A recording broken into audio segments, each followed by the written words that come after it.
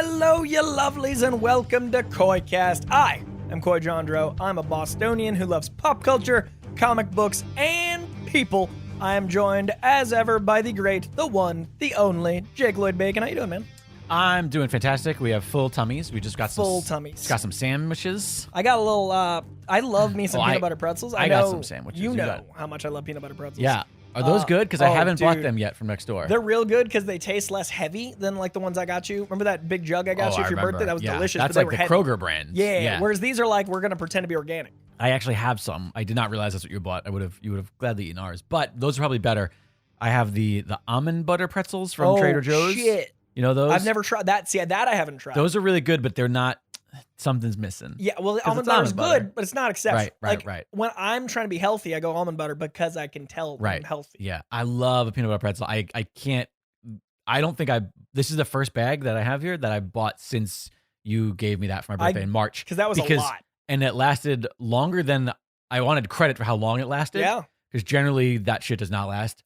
I just consume it and then I'm just ill. Because I got you the biggest one I could find. Because I went to 3 stores. Give me a tub. Yeah, because I was like, it's his birthday. Yeah. He doesn't get some. Tub. I went to 3 places, and I think it was like in the pounds measured. I think they measured it via pounds. I mean, it was probably more than maybe a pound. I think it was 2.5 if memory serves. I feel like, because think about it, it was this big. I guess I never know how much a pound feels like. It's like a gallon. 2.5 pounds is about a gallon. I think that was about the weight of I don't think it was as as heavy. I think it was a little bit lighter than that. Okay, maybe it was 2 pounds. Maybe it was 2 pounds. But I remember it being measured. I remember the chuckle I had in line going, I'm buying him pounds. In any case, I eat them too quickly. They're delicious. So I have to not buy them. Yeah, I can't buy cookie dough anymore. I buckled the other day because we don't really have a Trader Joe's that we go to anymore by the new place. Yeah. And Alexandra, you go, it's special. I actually leaving from your birthday get together. You popped over to TJ's. She was like, hey, could you stop by Trader Joe's? Right since there's a few of them in that area.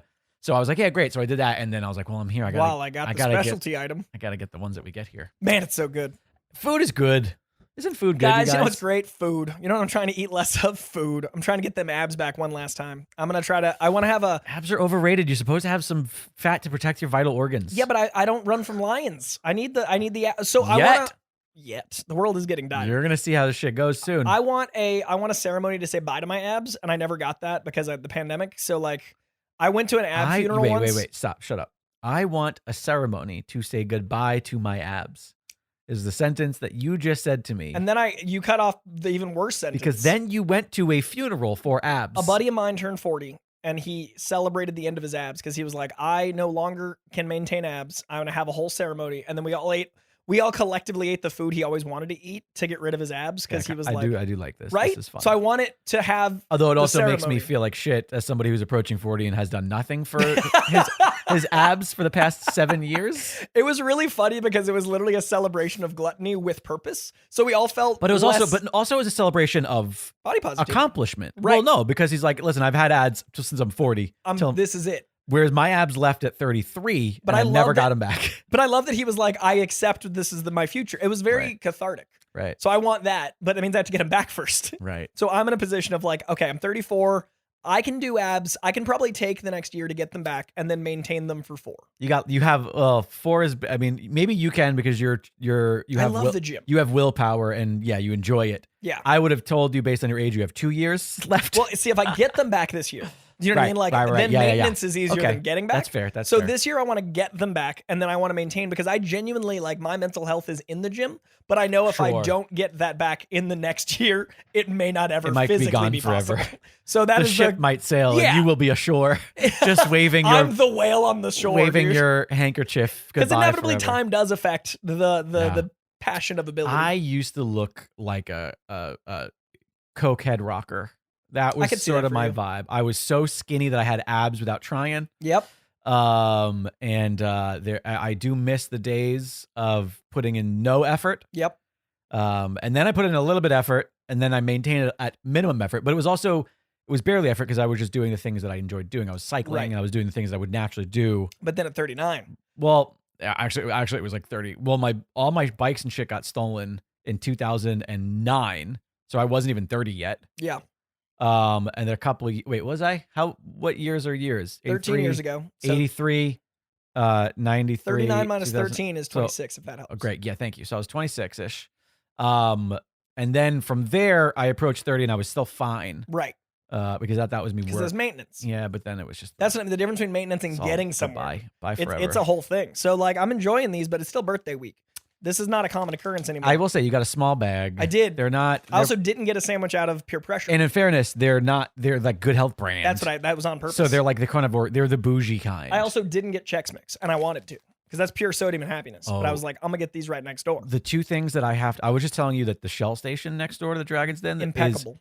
is now like snack heaven. I've never been to a Shell station, gas station, supermarket that has so many snacks in my life. They have everything you could imagine. The two things that I have to avoid the most are pizzeria pretzel combos. Oh. Pizzeria pretzel combos are just crack to me. They're also on the back of every comic that we love. Is that what Combos it was? Was a huge... Wait, is that what ruined me? Dude, 100%. Combos was the biggest ad in the mid-90s on comic books. Combos was like, remember those Combo Man? There was literally a superhero because Combo was a direct Marvel sponsor. I don't remember that. Combos, I 100% only know Combos because of comics. Interesting. Well, I've always been obsessed with those, so I have to avoid those. The other thing is Muddy Buddies. Oh man, a good Muddy Buddy. Or maybe they're called Muddy. You know the ones. It's a bag, but it's like Chex Mix, but it's like with peanut butter. Yeah, Muddy Buddy. So those real two dangerous. Things, if I buy any of those, I'm like, I've had a bad day. Mine's cookie dough, man. I buy a straight up pound of cookie dough and I house it in like 30 minutes, and then I'm real sick. I have not done that in a long time. I do it about once a month, and I usually get. I have a real problem with cookie dough. You're allowed to. You like the gym. But I'll lay on the floor for like an hour. Just cry. Because I'll eat it in like 30 minutes, and I know better, and I never learn. And just then a sad cookie dough so monster. Broken. And it feels like vinegary. It's so sugary that my body's like rejecting it, like biologically. I love that. And then I just lay down and I weep. This is the Inside the Actor Studio Koi Jandro Eats Poorly edition. That said, 90% of the time I try to eat well. I'm just trying to make that 95 till I get my abs back. This week has meant a lot to me, you guys. The reach out has been so rad. We record these 2 at a time, so this is like last week for me. But everyone that tweeted and everything else, it was really cool because I worked. 33 was my year of work. Like I just worked, and you don't really know the impact that has until there's benchmarks. And one of those was Hall H. And that was hard to really celebrate because I felt like insecure about the Keanu Reeves of it all. Like I was really, really happy about being the first comic book host on Hall H, but there's a certain amount of like I'm working on my name droppiness, so I kept being like Keanu Reeves and then I was like, but remember, just talk about blah blah blah. Whereas my birthday, I was able to see just what I'd done the entire year, so it was really cool to go zoom out, and it wasn't just because of one other person, it wasn't just because of this one show, it was the macro of my year, and you guys reaching out in the different ways and explaining different things you liked, and it was really, I was super insecure to put up a birthday wish list or to post publicly like, hey, just tell me something you know me from, or hey, give me this little bit of like validated knowledge. And I was super insecure, but it really helped me. So I think the net positive was worth the brief insecurity of like, I shouldn't say this shit. So I just want to thank you guys for helping me remember why we do what we do here. And you listeners to this show mean the world to me. So thank you. Transparency. Yeah. Honesty about guilt, shame, and confusion. 34. That said, this is the Hot and Hotline Heavy Week, but before we get to that, I'm going to give you guys some comic book recommendations for the week of the 28th, which should be today if you're listening to this on time. Maybe it was yesterday. Who knows? Time's a flat circle. The 28th of September. Today. It's today. If you're listening to it today. That's what I'm saying, though. They might not be. If you're listening to this on September 28th, but some year in the future. And it's like, whoa. It was today. It was. But it's not anymore. See if combos are being advertised in the back of those comic books like they were 30 years ago. Or 60. When are you listening to this? Okay, September 28th. The books I recommend: Action Comics 1047, Amazing Spider-Man number 10, Ant-Man 3, Axe Avengers number 1. That is Axe is the event that's going on. Avengers is the certain issue within that event, just for clarity. Batman Beyond the White Knight number 5, Briar number 1. I know nothing about this book except that it's an image book, and I always try out new image number 1s no matter what. So B-R-A-I-A-R? B-R-I-A-R. That's what I meant to say. Yeah, Briar. I threw an extra I in there. Those for fun. Briar, got it. Why, but not where you think. Briar number 1, Captain America Symbol of Truth number 5, Damage Control number 2, DC versus Vampires number 9. That is a 12-issue miniseries. Every time it pops up, I say it. Don't know how it's good, but it's great.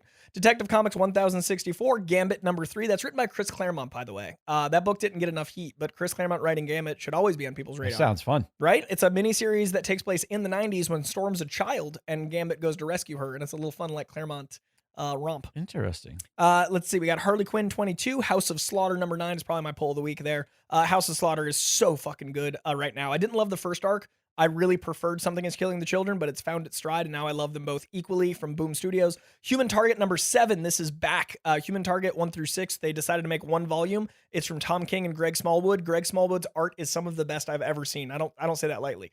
Greg Smallwood's art on Human Target is some of the best comic book art I have ever seen.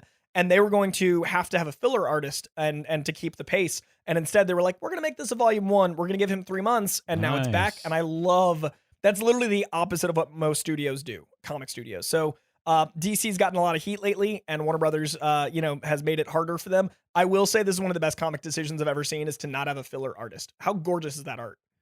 That is fantastic. It just feels so fresh and whimsical, but also like important. I don't know. It's just got so much like weight to it. It looks like when you think of art, you know what I mean? Like, well, it also, it's like, it's simultaneously modern and throwback. Right. It feels classic, but also doesn't feel dated. Yeah, exactly. I love Greg Smallwood, man. So Human Target number 7 is back this week with Greg Smallwood back on pencils. Thank you for not rushing, and thank you for waiting, because I will happily wait for good art in many senses of the word. I Hate This Place number 5. That title is so much fun. Talked about it a few times. Miles Morales, Spider-Man 42. Old House in the Lake is also back after a 2-month hiatus. Love that book. Very good spooky season.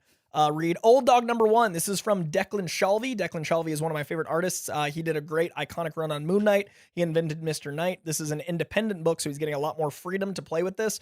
This is the first issue, and anything Declan does, I will support, not only because he's an Irishman, not only because he's a great artist, but also great fucking guy. Met him at the Moon Knight premiere, and he was literally standing next to Mr. Knight, like admiring it. And I recognized him, but he didn't believe that I could possibly know who he was, because he was so humble and Irish that he's like, no, I'm just an artist. I'm like, no, you invented this guy. He's like, oh, someone must have told him. And like his sister had to come up to me and be like, he doesn't actually believe you know who he is. So I had to go over to Declan and be like, funny. Declan, you like, I'm a nerd. Yeah, I'm like, bro, I'm the guy that knows you illustrated this issue.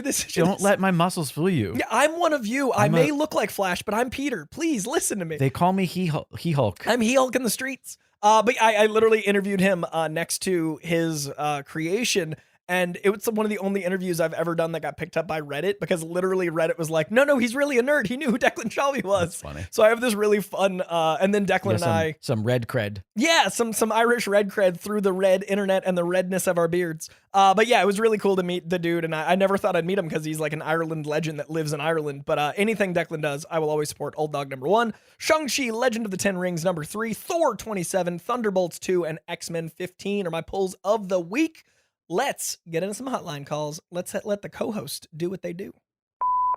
Hey, Coy. Hey, Jake. This is Ben from Altadena. First of all, congratulations to Jake and Alexandra on your engagement, and to happy birthday to Coy. And I was calling because I thought it was so cool that Vinny Pepitone of Deep August called in. And, I've been trying to get a hold of him. So I thought maybe since he listened to the show, I was looking to see if I could maybe get a copy or download link to the latest EP. I have a show on the local community college radio station where I've been taking night classes. It's called The Basement. We play best underground music every Wednesday night at 11:30 p.m. And just let me know if I can get a copy of that. And then for Jake and Coy, a question for you. If you were doing like a kind of a Guardians of the Galaxy style comic book movie where the soundtrack is like a major part of the film and all the music is diegetic, who would you choose? And you're using like all of your favorite music. Who would you choose as the lead character or team for that movie? And how would you work the music into the movie? So thanks, guys, and have a great week, and look forward to hearing that sweet, sweet Deep August.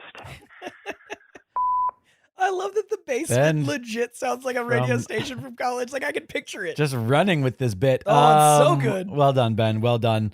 Fun question, though. What would your comic book adaptation utilizing music be? I have an answer that might be kind of obvious, but it was the first one that came to mind. Is I love the idea, and it's something that we've gotten now and everybody loves it. So it's like, how would you do it differently? It would just be different. But I would love to utilize Daredevil because of maybe he uses music to drown out all the things that he can hear Oh, that's fun. Think about the way that like we've seen them use, like he uses things to like muffle, like in the Ben Affleck one with the chamber, which I thought was like the best thing about that movie. Was Deprivation like, tank. Was a great idea. Yeah, like, but yeah, I like the idea of Daredevil. That's cool, man. I like maybe that. he even has things built into his like suit. into his suit, or like his day-to-day clothes even more, where he just uses headphones in his day-to-day because he's trying to drown out all the extra shit that he hears because his senses are so heightened. Yeah. That music would be important. And then, from there, the gamut of music that I enjoy, because it would be all my favorite music, would suit in whatever the story was in some way. So like the best love songs, the best love songs, the best, anthems, the best. I stealing a part of your idea. Yeah. I'd love to do that with a young Clark Kent growing up and play like classic Americana. Right. That way you establish the tone of the movie to be like Elvis, like things that Mom and Pa Kent would listen to. Sure. And that way you establish that like truth, justice, the American way feel that we want, but without it being too pandering. Because that would be what he would use to drown out while he's learning to hone his powers. Right. That'd be fun. Mine would be either Deadpool or Booster Gold. Two characters that are very fourth wall breaking, very self-aware. I would love to incorporate some of my favorite music that is more pop culture, like heavy. Like I think Childish Gambino in a Donald Glover awareness in the same way Deadpool and the Wade Wilson awareness. Like it'd be fun to play with the fourth wall break within characters, because one of my favorite albums of all time, because of the internet, is about you, the listener, experiencing this album in different ways. So it'd be really fun to use an album that's aware of you listening to it with a character that's aware of you watching him. So I'd incorporate some meta awareness. That was such a journey. 16 walls, Jake. 16 walls. Everybody is hitting the back 15 seconds button right now. Like, what the fuck did he just say? No, but imagine someone narratively. But like that as a character choice that when you watch the movie back, there'd be something that would like it'd be like a retroactive Shyamalan twist. I was gonna say, it's like the second time you watch. Then you catch that like, oh, that song actually triggered. So it'd be really fun to. Everything that's red has to do with him being dead. He's Deadpool the whole time. But yeah, it'd be really fun to use some of that. Booster Gold would be fun to incorporate maybe some future punk pop and like use the time elements. And maybe he goes back in time and you can play with some older music. I think Booster Gold would be a really great way to establish a tone, very Guardians-esque with what he's listening to. Either of those characters. Also, another thing that we have already, again, that was good, but something like Judge Dredd. Judge Dredd using like whatever like he said, like, it's all diegeting music. So so like it's just whatever he enjoys. Is while he's just mowing is part of his hunt. You know what I mean? Like I feel like characters like that. I think there's. It'd be fun to get some like White Zombie, some like fun. I was imagining like that sort of throwback, some Rage Against the Machine, throwback metal. I feel like Dredd would love Rage Against the Machine. Yeah, some fun like stuff of the late '90s, early 2000s. That Korn era. It's also about having those great needle drops too, and just having those like, oh, this moment was great. Well, remember like in the early 2000s how like there were so many new metal needle drops, and I feel like we're cycling back to that style. It'd be fun to have it now as a throwback. Sure. Now that it's been 20 years. Like the One soundtrack's fucking bitchin', that Jason Statham Jet Li movie, because it's all like disturbed. Really? I don't think I mean I love the movie. I remember liking that movie very much. I couldn't tell you any of the music. I remember it shared so many songs with like whatever Dragon Ball Z movies were at the time, which was that like new metal era. Like it was very much like what the audience listened to, which I loved. Right. Let me see. The One soundtrack. Oh, this is the score listing. You know what would also be really fun? A Nightcrawler specific movie where it's all like The Cure. Oh, and it's all the stuff that he would listen to. Oh, that's really fun. And what would be fun about that would be the use of the the sound. For example, what if there's scenes or there's a moment in the movie, a set piece moment where he is playing something that he's holding, like a boombox or something, and he is bamfing around, and that makes the sound design. And so the sound design is playing in your ears of whatever as it moves, and then and so it's like you get to be his victim or whatever. See that shit in Dolby, everybody. That's awesome. Okay, this is the track listing and it's even more extreme than I thought. More 90s. Bodies by Drowning Pool. Oh boy. Down with the Sickness by Disturbed. Okay. Blood Brothers by Papa Roach. Sinner by Drowning Pool. Were these in the movie, or were these just like over the credits? Because there was a lot of that. These were in. I remember at least 3 of these being in the movie so far. All right. Awake by Godsmack. Paper Cut by Linkin Park, and Last Resort by Papa Roach. Oh boy. Dude, that soundtrack. Were there 2 Papa Roach songs on There were 2 Papa Roach and 2 Disturbed. They were not two Drowning Pool too. Oh my god! They had 3 albums on repeat. You know that those 3 bands are all managed by the same group, and they're like, let's put them all in. That's all like Warner Music or whoever owns that movie. There's one guy like, just made a cool million. Yeah, just and it's like his 3. he put 0 work into. He's like, what's I don't know the 3 bands we have. Yeah, I've got a 6-disc player, and these 3 are on repeat because that was the era of the 6-disc car player. Oh, awful. Guys, watch the one. Love this question. Hello again, Coy and Jake. This is Doug from Pittsburgh, or Darth Vadad in the Discord. Thanks and apologies again for making you watch that objectively bad Paul McCartney movie when I was unpunchable. I think the reason it means something to me is because I discovered it in the mid-1980s in a comparatively dead time for Beatles popularity. It was hard to find all their music on cassette when I started collecting it, and that changed in 1987 with the first release of Beatles CDs. But like most things I liked at the time, from comics to science fiction, it was not that popular among kids my age at all. Oddly enough, it was an older kid in my Boy Scout troop who gave me a copy he made of a John Lennon tape and helped me to see that I was not the only one who liked what I liked. On camping trips, some of the older guys also let us join in when they played Starfleet Battles, a Star Trek tabletop game. It was in this spirit that I shared my love of the Beatles and sci-fi with a young Dave Filoni when he and his brother joined the troop. All that said, aside from comics, what were some things you grew up loving, but mostly felt like they were things you had to hide or just couldn't share with anyone? And when did that change? Oh, and Coy, if you ever get to interview Dave, try breaking the ice by asking him a hockey question. He used to play goalie, and the first time I saw hockey was at a Penguins game party he had at his house. Take care. Darth Vadad doing a little bit of Coy name dropping. Man, I'm digging it though. Dave Filoni's a hero, man. That's awesome. I respect this. Also, thank you so much for the birthday gift, man. That meant the world to me. And I loved your I apologize for this movie again, and here's a better movie. So what was something I used to hide my love of? Well, obviously comic books, but I was pretty also obsessed with the Fleer Ultra cards. I was a big card collector, and that was something I was like, this is somehow nerdier than comics. I don't think I don't know if I ever let my comic book nerd flag fly as brightly as my comic book side. This is really hard for me because I'm struggling to think of something, because I think I've always just been such an outward nerd about the things I'm nerdy about. I hid my other side for quite some time. I would wear really baggy clothes, and I would also slouch and try not to look big. I used to hide my muscles. Oh. I would try to not look like a jock to the point where I spoke. I already have a high voice, but I'd spike a little higher. I'd put my arms, I would cross my arms or tuck them. I used to try to look small.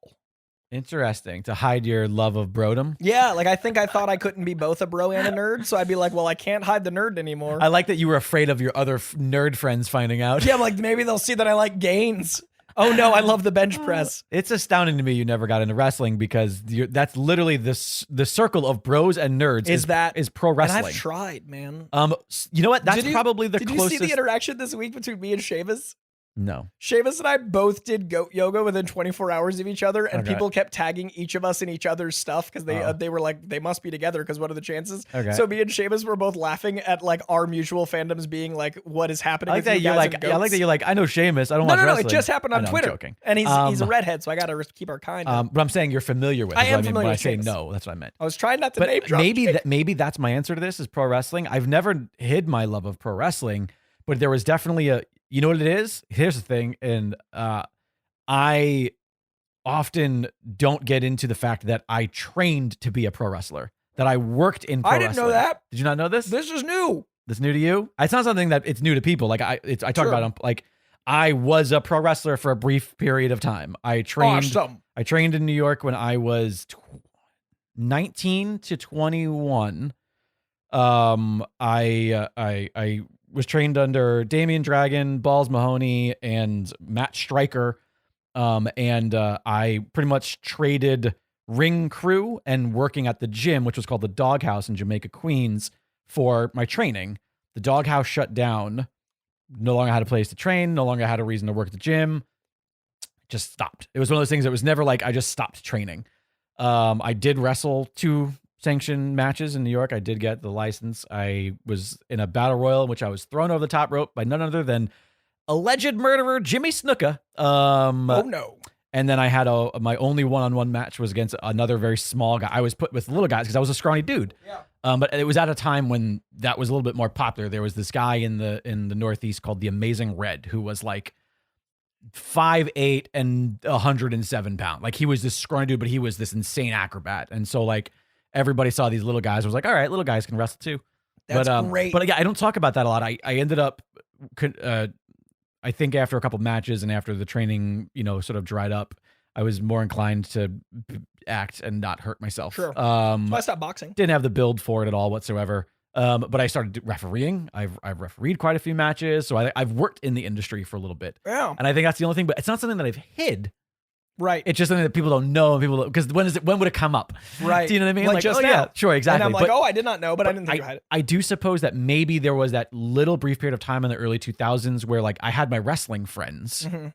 And then I had my like music friends and bands, and kind I of don't like think my bro nerd thing. I would like kind of tuck that away. But maybe that's the only thing. Yeah, I feel like everything else that I've been a fan of or that I really loved, I do share. I mean, because my music always came from being shared with another person or sharing it with another person. I love sharing music with people. So yeah, and it's always like a specific person where it's like, oh, I have a buddy of mine who like I know who got me into Jeff Buckley and who I got into Ani DeFranco and who like, oh, here's like my singer-songwriter friend and here's like my metal friend and here's my hip-hop friend and like. And I love when you meet a new person, like sharing and like trying to sample like what their like what their corner's gonna be. Right. At your birthday party, I met your neighbor. Yeah. Who I plan on becoming best friends with. He's awesome. I plan on replacing you with him at some point on the show. Last night he brought you up. It was really fun. Koi's neighbor is like they're a couple, they're a married couple, and she works for Henson Company.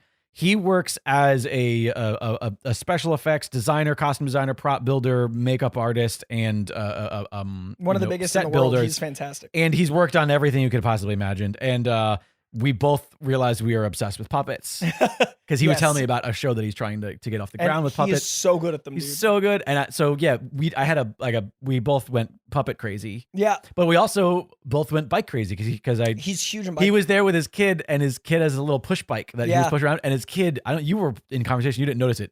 His kid took a massive tumble, went face first, head over or handles overhead. You know what I mean? Like, yeah. And just face planted. And I remember walking up and being like, hey, a wise man once said, as long as your handles are on the bars, you're going to be okay. And you hung on there. And and your neighbor was like, yeah, wait, are you a cyclist? Because that's a popular thing that only another cyclist would know. Anyways. He's awesome. And they made the Dark Crystal remake puppets. Well, yeah, she works with Henson. But she's working on Return to the Rock, the Froggle Rock. Which I got to see. She showed me pictures. And I the second she showed me the first photo, when I said, I was like, oh, I love Muppets. I was like, is that what I think it is? And it was just, it was one of the dozers, but it didn't even have like features. It was just a shape. But it was a shape. And I immediately knew what it was. And she was like, oh yeah. They're the best, aren't they? I got so lucky. I moved nice. into a building that like I have only great neighbors, and we're actually a community, and that doesn't happen a lot in LA. Right. Like we have barbecues on weekends and like a little courtyard we have, and we all like talk. And like when I come home, we have moments of like actual conversation. Not like, how's the weather? Right. We grab each other's packages. Like it's stuff that I don't see on the West Coast. That's very intimate. Yeah. Like we literally make sure packages are touched at all times. Caressed even. But yeah, no, I think those are the only answers. Maybe for a little bit wrestling, because there are definitely some people who I just know don't get wrestling. Right. I once wrote an article. If I could find it, I'll post it in the KoiCast thread on the Discord, because honestly, a lot of KoiCast listeners who might still have their nose upturned to wrestling should read this article I wrote, because it was inspired by my co-host over on What the Heckonomics, my good friend Brian Finifter, who is like the uberest of nerds. And when we first became friends, there was one day where we were out to lunch and he was like, oh, what are you doing tonight? And I was like, oh shit, it's the Royal Rumble night. I was like, it's my favorite night of the year, man. And he was like, wait, you watch? And he didn't know. He was like, you watch wrestling? And he said it with such disdain. And I was like, motherfucker, you have a 1/13th scale model of the USS Enterprise hanging from your ceiling, and you're 33 years old. I was like, you do not. And it sort of triggered this frustration I have of people who are obsessed with sci-fi and action adventure movies who think pro wrestling is something that it isn't. I've always prided myself on never being a fan, but always appreciating. Sure, you're not judging it. But sure, like I've always appreciated the people because there is so much crossover, and I like that. Like tons. There's so much gatekeeping in fandom that I've always been happy to be like, unless you're a Nazi, I like whatever you support. Like you know what I mean? Like there's very little I don't like people liking. Yeah, I hear that. So I think it's really important to like if someone loves something, I 9 times out of 10 can be like, yeah, love it louder. It's so cool to have something that you're so dedicated to. I hid my love of Carly Rae Jepsen and pop music for a little bit. I fucks heavy with Carly Rae. And I definitely hit it. I was so in love with her when that music video came out. My God, she is so much cute. So cute. And to this day, the Emotion album, fucking banger at the gym. I could not name a second song. I could not tell you a second song. Well, that's off the Emotion album. The Emotion album is, I think, her best work, and it's so good to work out to. But I always feel like Patrick Bateman in American Psycho because it's so poppy, and I'm like so angry at the gym. So that dichotomy makes me feel like I have to return some videotapes like every time. Great. It's so good. Also, Huey's in the News fucking slaps. Like, if you guys don't know. That's obvious. But, like, a lot of people this generation. Yeah. That pop era of the 80s into Carly Rae, because I feel like she's an 80s pop star just today. I think she's a 90s pop star in the 2000s. Yeah, I think that she has so much saxophone. She's not wildly. But she's not wildly different from. I don't want to say Meredith Brooks because that leans more country, but she's in that same sort of space as the she's pop like artist, of Light Madonna. The pop. Sure, there we go. I was gonna say, but like the isn't pop. that like an 80s influence sound? I don't think so. That's to me that is so 90s. Okay. So maybe I'm just accrediting too much to the. I attribute that with like a very specific like brand of movie and pop culture, and I can picture the MTV Chiarello, Shakira era. Exactly. I was gonna say she is of that era, but she's not one of the overly sexualized one, right. like a Shakira or a Britney or a Christina. Yeah, exactly. She's a normal girl version. Yeah.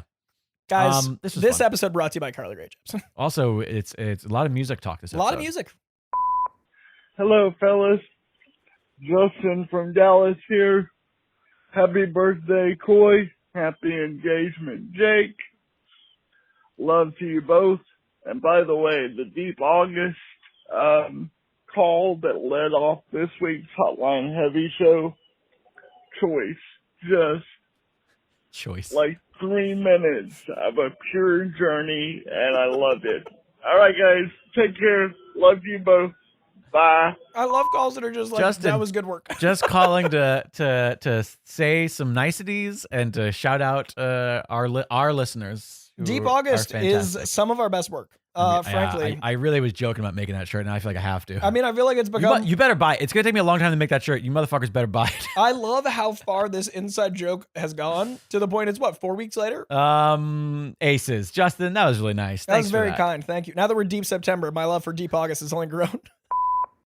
Hey guys, Harold from Alabama at Harold Wills Stokes on everything. We've talked about Prey over and over and over. Wonderfully so. It's a great Predator movie. But Disney also owns Alien now.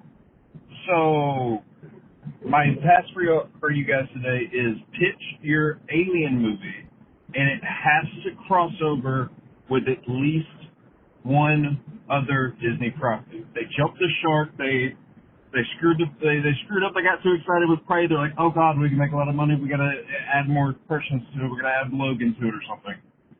So what is your pitch for Alien movie? I'll hang up on this. Exterior, dark planet. An alien ship of the alien franchise descends on this planet. It is lush. It is bright. It is borderline Technicolor. The aliens, our POV, are exploring this planet. We know of their acid blood and their dense exoskeleton. We've seen them burst through chests, but we haven't seen them face their greatest adversary to date.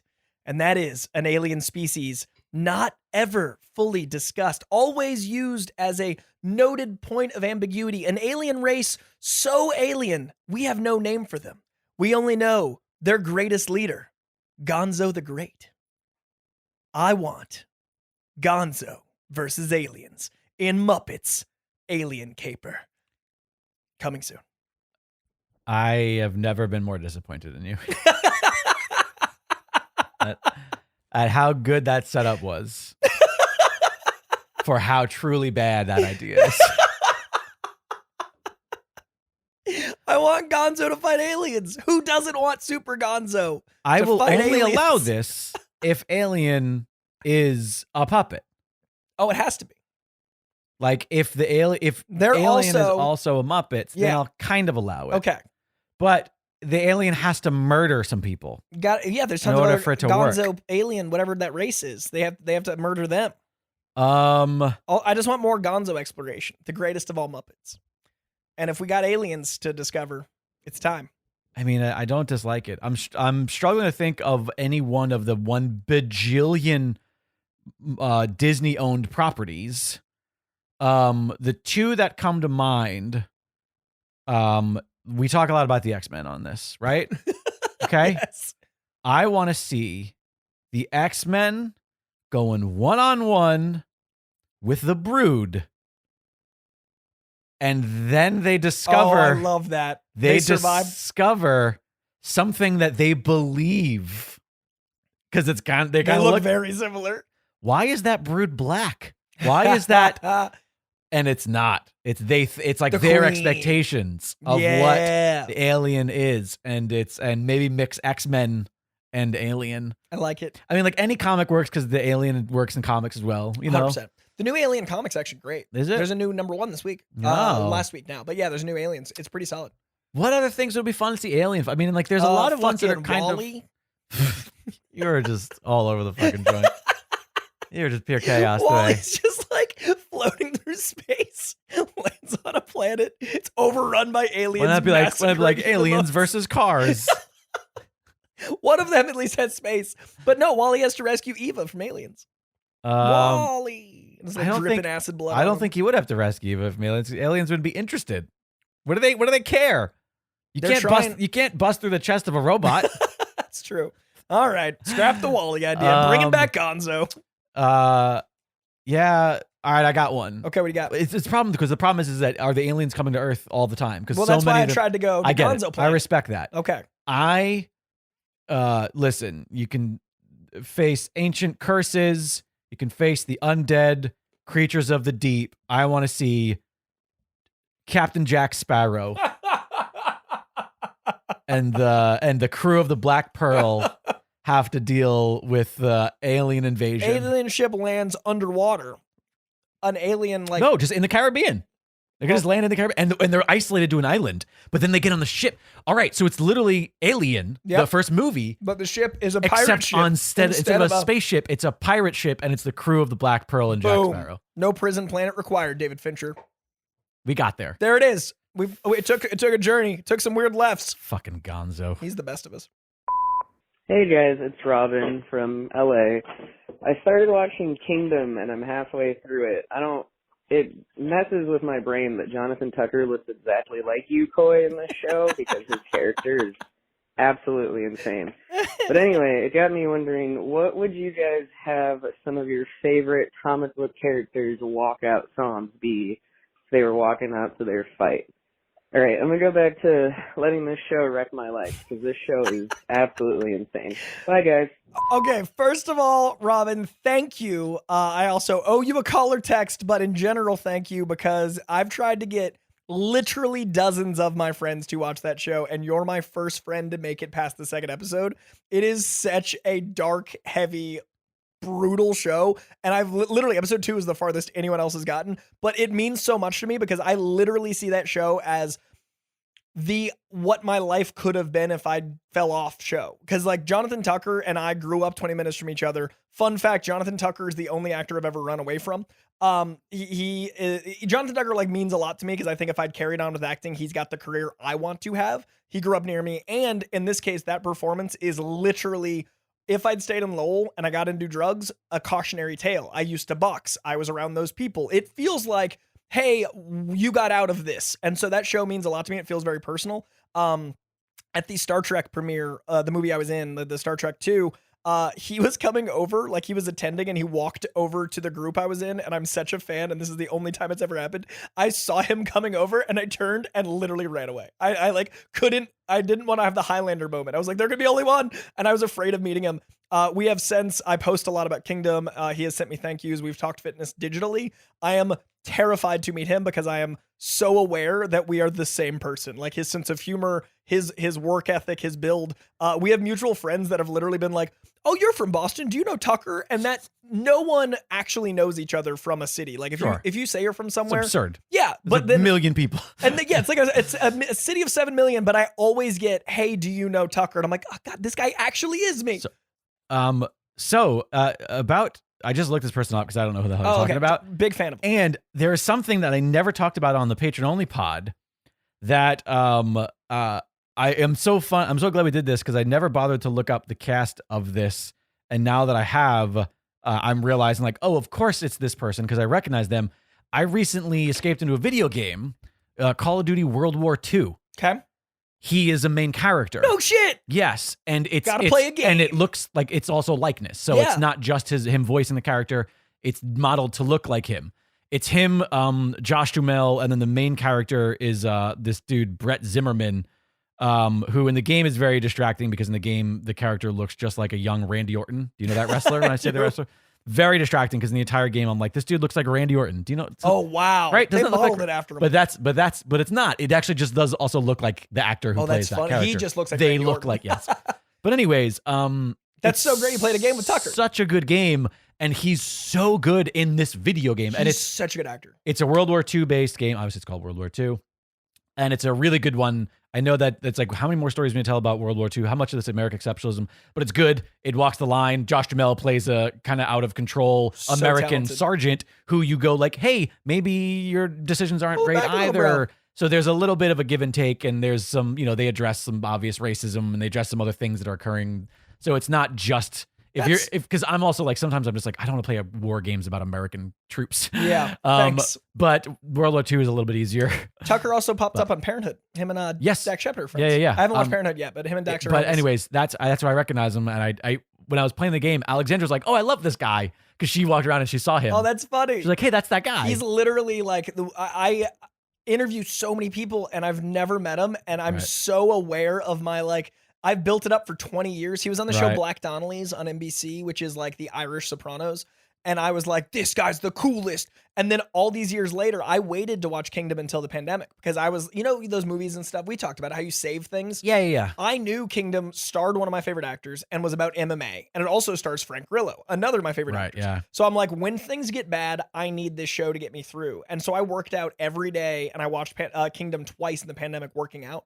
And it helped me get through some really dark stuff. Because when I watch dark stuff, it helps me feel better.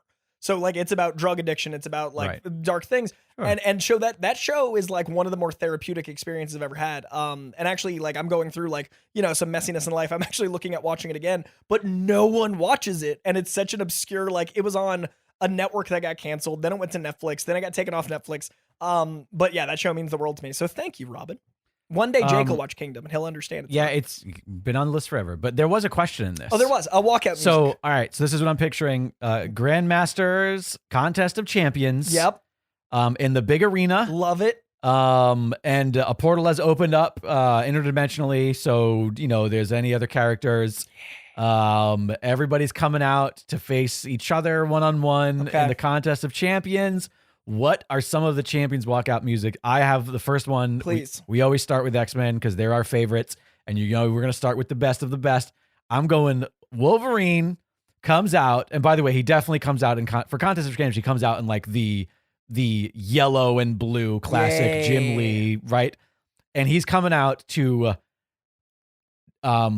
Johnny Cash's cover of Soundgarden's Rusty Cage. Whoa. Okay. Right? It's real specific. Do you know the song? I do, but like I haven't thought But about do you that know song in a very long time. when it picks up and it's that no, like that is and it's got a stomp to it because Wolverine kind of walks with like a stomp. It's got a little bit of like a Stone Cold beat to it. It's got like the tempo, and that's what he comes out to. Who's on the other side? Banshee. What do they play? Banshee's on the other side. What is Banshee coming out to? Banshee's coming out to one of the greatest songs about the Trouble, a great song about rebelling against the IRA, a thing that makes me want to fight, Zombie by the Cranberries.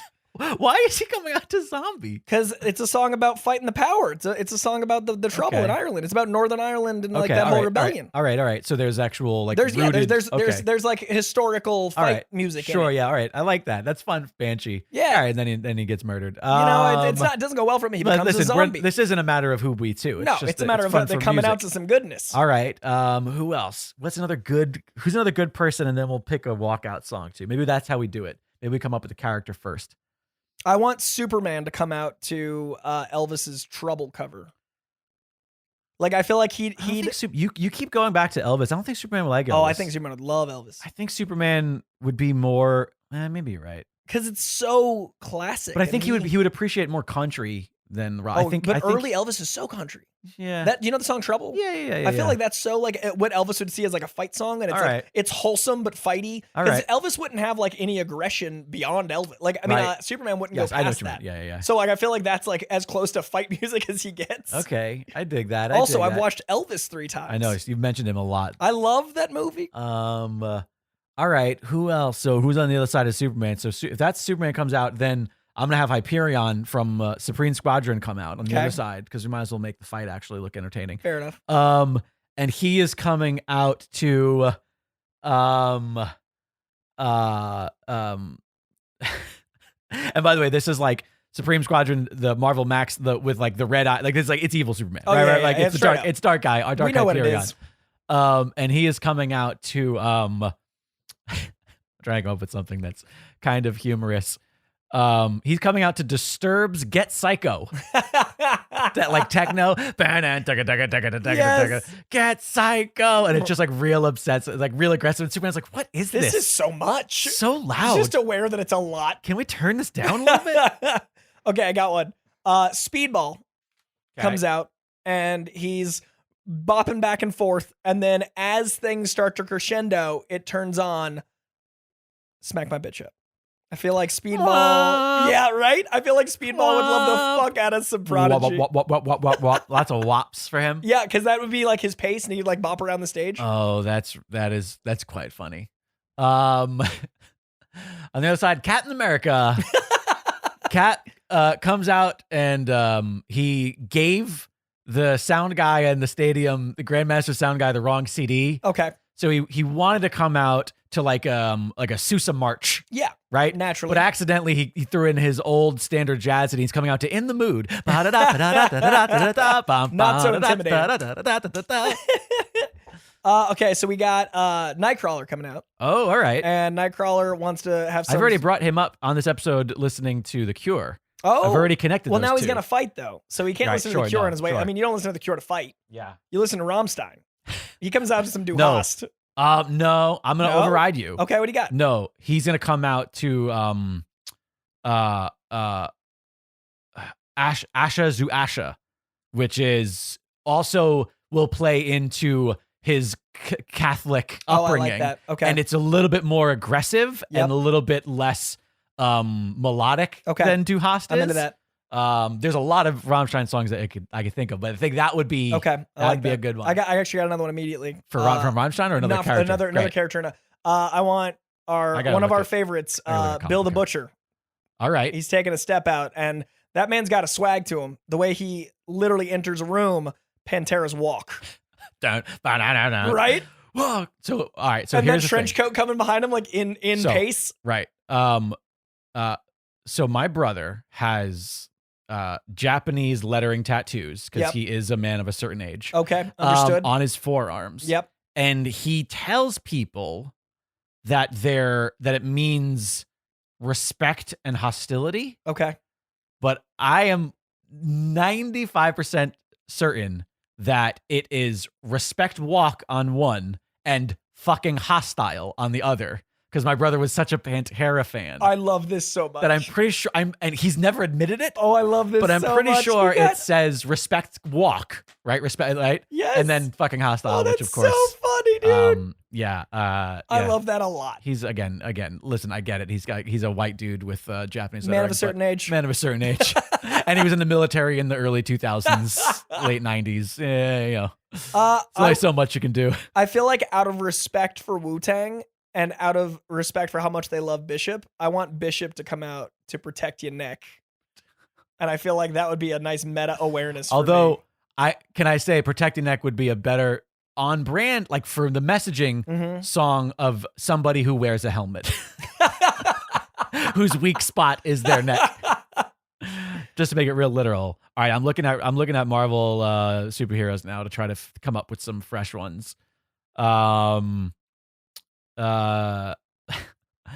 It's funny because you also try to match like an age, right? Like how old do I think this person is, and also because characters are stuck in time, right?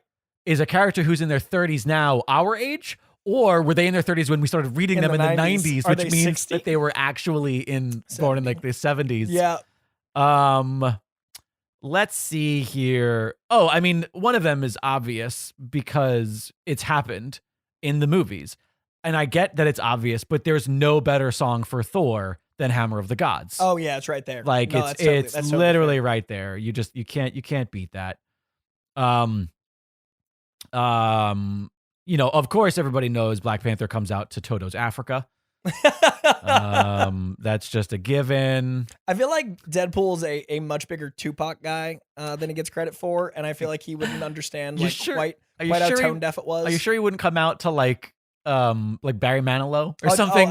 He would do something that would be like ironic. Just totally ironic. He comes out to him, "Hey Mickey, you're so fine, you blow my mind. Hey Mickey." I do like that. Hey Mickey. I was thinking like an aggressive, like when we ride at our enemies, and he's just like aware of how like, cliche it is. But I do also like maybe some like Timberlake, like he comes out to like sexy back. I like it. I have one that could. I mean, I know we're about to wrap up here. I think I have a good one to end on. A good enough one to end on. Okay, what do you got? I think that Thing. Okay. Comes out to old Blue Eyes. I was going to say, please. Okay, Frank Sinatra. Old Blue Eyes. And he comes out to My Way. I'd watch the fuck out of that. And it's like a really dramatic entrance. Yep, a lot of slow-mo. And he's got like an oversized suit jacket on. To rip off. That he like stands like with his face. All right, this one is specific for the wrestling nerds out there. He has like Wade Barrett's entrance.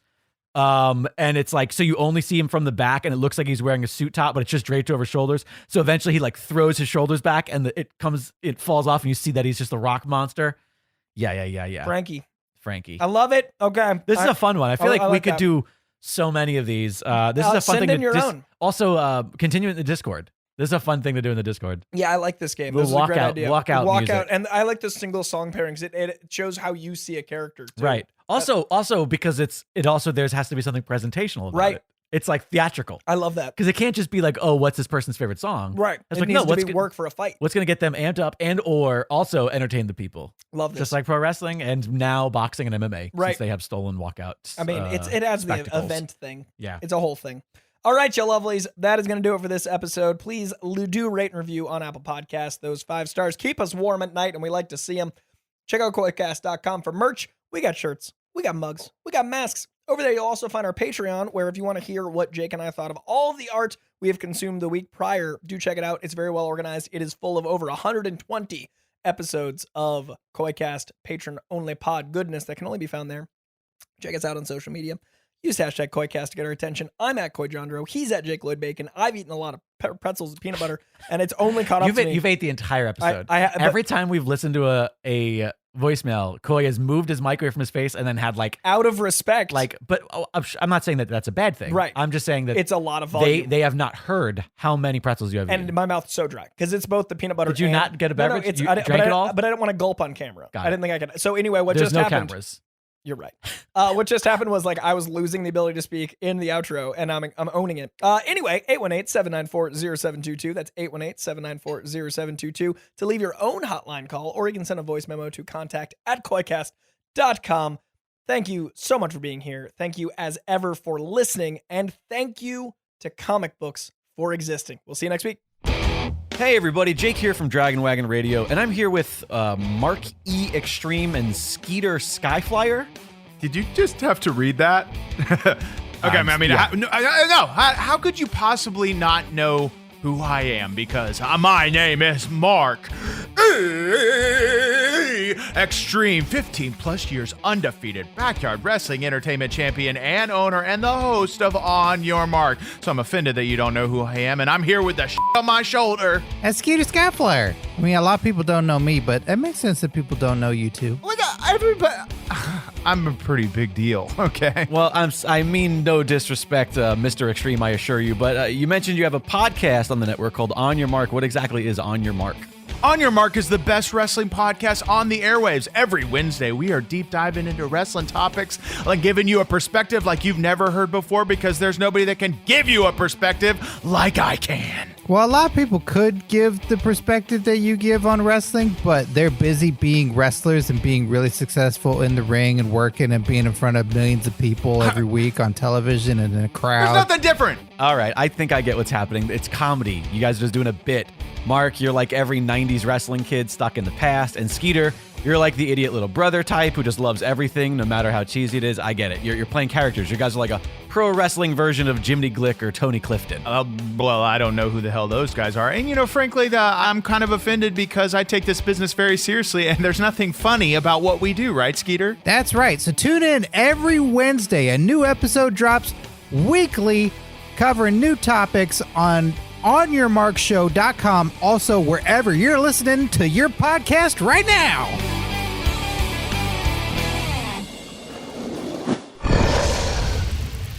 It's Dragon Wagon.